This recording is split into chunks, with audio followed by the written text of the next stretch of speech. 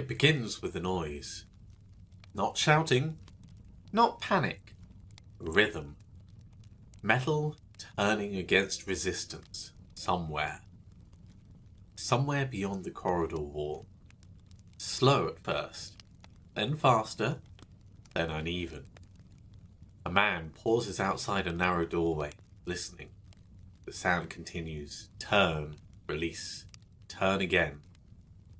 The room itself smells faintly of damp cloth and lime wash. The air is warm despite the hour. Somewhere further down the ward, another voice rises briefly, agitated, indistinct, before disappearing beneath the steady mechanical repetition. Inside the room, a figure stands beside a wooden frame fixed with an iron handle, sleeves rolled unevenly, hands reddened from friction. The wheel turns under strain, each revolution resisted by hidden weight within the machine itself. Nothing is lifted, nothing moved, no grain is ground, no water drawn, only motion. The figure slows. An attendant watching from beside the doorway says nothing at first, then quietly instructs him to continue. So, the handle turns again. Elsewhere in the building, another patient lies restrained upon a narrow bed. Canvas sleeves cross tightly across the chest, buckles secured behind the back. The body shifts once, instinctively, before stillness settles over the room once more. Movement enforced in one chamber, movement denied in another. Both considered necessary, both regarded, at least officially, as forms of care. These were not merely punishments, though punishment lingered close at hand. They were instruments designed to regulate behaviour, to occupy the restless body, and to quiet the disordered mind. The hand crank and the straitjacket. I'm your host, Alex Sweetman, and this is the Old Money's Cabinet of Curiosities, where we examine the inventions that emerge when societies attempt to impose order upon uncertainty, and where the objects built to manage human behaviour often reveal more than the people they were designed to control.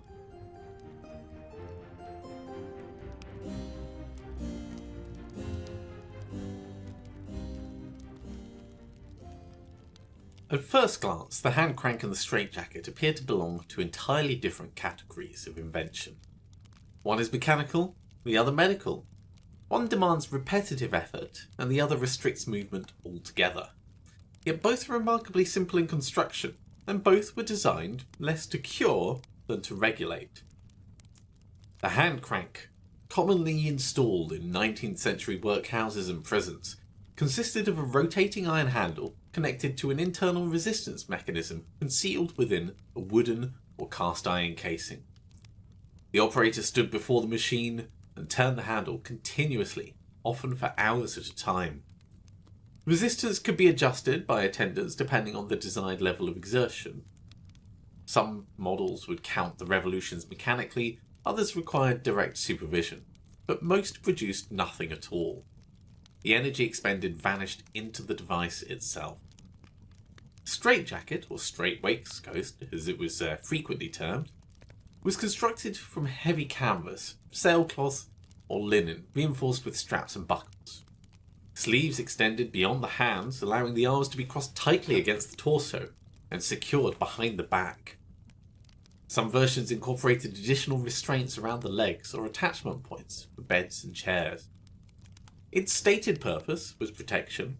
The practical effect, however, was immobilization.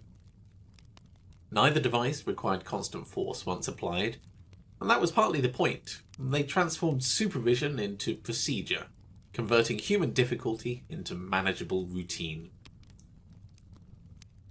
Perhaps most revealingly, both objects presented themselves as improvements. The crank was cleaner and more measurable than arbitrary punishment. The straitjacket was gentler, at least outwardly so, than chains or iron manacles. They belonged to an age that was increasingly convinced that institutions could solve disorder through systems, repetition, and carefully administered control. The hand crank and the straitjacket emerged during a century deeply preoccupied with management. By the early 19th century, Britain faced forms of social pressure that older institutions struggled to contain. Industrialisation had transformed cities with alarming speed. Poverty became more visible, more concentrated, and politically more unsettling. At the same time, public concerns surrounding mental illness expanded alongside the rapid growth of urban populations. Institutions multiplied in response. The Poor Law Amendment Act of 1834 reorganised relief for the poor around the workhouse system, deliberately constructing environments intended to discourage dependence upon public assistance. Conditions inside workhouses were to remain harsher than those experienced by the lowest paid labourer outside of them, a principle administrators referred to as less eligibility. The intention was deterrence as much as relief. Meanwhile, asylums expanded dramatically throughout Britain during the same time period. Earlier attitudes toward mental illness had begun to shift under the influence of reformers advocating for moral treatment. Structured environments intended to replace overt brutality with discipline, routine, and supervision, at least in theory. Newspapers amplified public anxieties surrounding both poverty and insanity. Reports of workhouse idleness circulated beside stories of violent asylum patients, creating a feedback loop familiar to many 19th century reforms. Social fear leading to institutional response, leading to public reassurance and then expanded institutional authority. The poor became associated not merely with hardship, but with moral danger. Mental illness became linked not only to suffering, but to unpredictability. And unpredictability troubled Victorian society profoundly. Institutions therefore sought mechanisms capable of producing order, consistently, and even at scale. The hand crank answered one problem elegantly, at least from an administrative perspective. It imposed labour without requiring skill, training, or productive infrastructure. Effort itself became measurable, compliance could be recorded numerically through revolutions completed each day. The straitjacket addressed another institutional anxiety. Large asylums frequently operated with insufficient staff and overcrowded wards. Mechanical restraint reduced the uncertainty of the patients. Once secured, they became quieter, safer, and easier to supervise. At least from the institution's perspective. Importantly, both devices existed within systems that considered themselves progressive at the time. Workhouses claimed to reform character through discipline. Asylums claimed to treat disorder through humane restraint. Neither institution understood itself primarily as cruel. And that may be the most unsettling detail of all. At the most practical level, both the hand crank and the straitjacket solved administrative problems. The workhouse required labour capable of occupying large populations cheaply and consistently. The asylum required methods of restraint that reduced injury and simplified supervision. In purely operational terms, both devices succeeded rather well. But institutions rarely sustain themselves through practicality alone. They also rely on moral justification. The hand crank reflected a specifically Victorian suspicion of idleness. Poverty was often interpreted not merely as economic misfortune, but as evidence of personal weakness, insufficient discipline, insufficient industry, insufficient self-control. Labour therefore required moral significance beyond productivity itself. To work was virtuous. To remain idle was dangerous. The crank transformed that philosophy into mechanism. Endless revolutions demonstrated obedience physically. The inmate's body became proof of submission to institutional order. And crucially, the labour didn't need to achieve anything tangible. Its value lay in the exhaustion itself. The straitjacket operated according to a parallel logic. Mental illness frightened 19th century society, partly because it disrupted assumptions about rational behaviour and self-control. The restrained patient represented a visible restoration of order in that sense, the body rendered manageable once more. There's something quite psychologically revealing in that impulse. Institutions often prefer behaviours that they can measure, predict, and regulate. The crank standardised effort, the straitjacket standardised stillness. Both converted uncertainty into procedure, and both quietly blurred the boundary between care and control. This distinction mattered enormously to Victorian institutions, because overt cruelty had become increasingly uncomfortable to acknowledge publicly. Reform movements at the time, throughout the 19th century, sought to replace visible brutality with systems that appeared to be, at least on the surface, rational, scientific, and humane. Chains disappeared, schedules replaced them. Punishment became procedural, coercion became administrative. Even language shifted carefully. Workhouses spoke of industry and reform. Asylums spoke of treatment and protection. The devices themselves participated within that rhetoric. Neither appeared overtly sadistic. Both could be defended as necessary, which in turn made them easier to normalise. There was also, beneath these systems, a quieter anxiety about social stability itself. Industrial Britain was changing rapidly. Cities expanded faster than institutions could comfortably absorb. Poverty, illness, unemployment, and overcrowding, all of them threatened the Victorian belief that order could be maintained through discipline and hierarchy.